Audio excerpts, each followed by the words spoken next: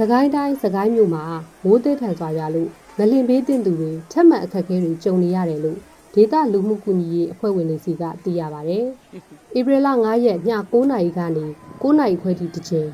ဧပြီလ6ရက်ဒီမနက်6:00နာရီကနေ9:00နာရီထိတစ်ချိန်မိုးသည်ထန်စွာရွာသွန်းခဲ့ပြီးလေပြင်းတွေပါတိုက်ခိုက်ခဲ့တယ်လို့ဒေသလူမှုကူညီရေးအသင်းဝင်တအုပ်ကပြောပါတယ်။ ဘာကြတော့လာတော့နာပဲလာလူလည်းလူတွေကဘိုးကလေးတွေပါတော့ဘိုးကလေးတွေပြန်အောင်ရတာပေါ့ဘိုးကလေးတွေဘယ်လိုမှလည်းအဲ့ရတဲ့သူကဘောတော့တိုင်ရတာအဲ့ရတဲ့လူကဟုတ်တော့ဒေသခံတွေကမြို့နယ်ဘောလုံးကွင်းရက်ကွက်ဘောလုံးကွင်းလမ်းပေါ်မှာအဆင်ပြေသလိုနေထိုင်နေကြရတာဖြစ်ပြီးမိုးရွာလို့နေရာရွှေ့ပြောင်းနေထိုင်သူတွေလည်းရှိသလို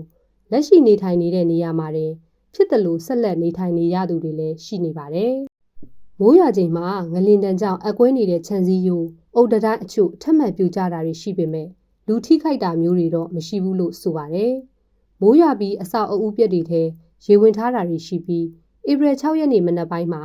ကူညီရှာဖွေရေးလုပ်ငန်းတွေကိုဆက်လက်လှုပ်ဆောင်နေကြရတယ်လို့သိရပါတယ်။မတ်လ28ရက်မှာလှုပ်ခတ်ခဲ့တဲ့ငလင်ကြောင့်စကိုင်းတိုင်းမြို့နယ်အတွင်းသေဆုံးသူ903ဦးဒဏ်ရာရသူ669ဦးပျောက်ဆုံးသူ2ဦးရှိပြီးကူညီကယ်ဆယ်ရေးတွေလှုပ်ဆောင်နေတယ်လို့ဧပြီလ4ရက်နေ့စစ်ကောင်စီသတင်းနယ်ပြန်ကြားရေးကထုတ်ပြန်ချက်အရသိရပါတယ်။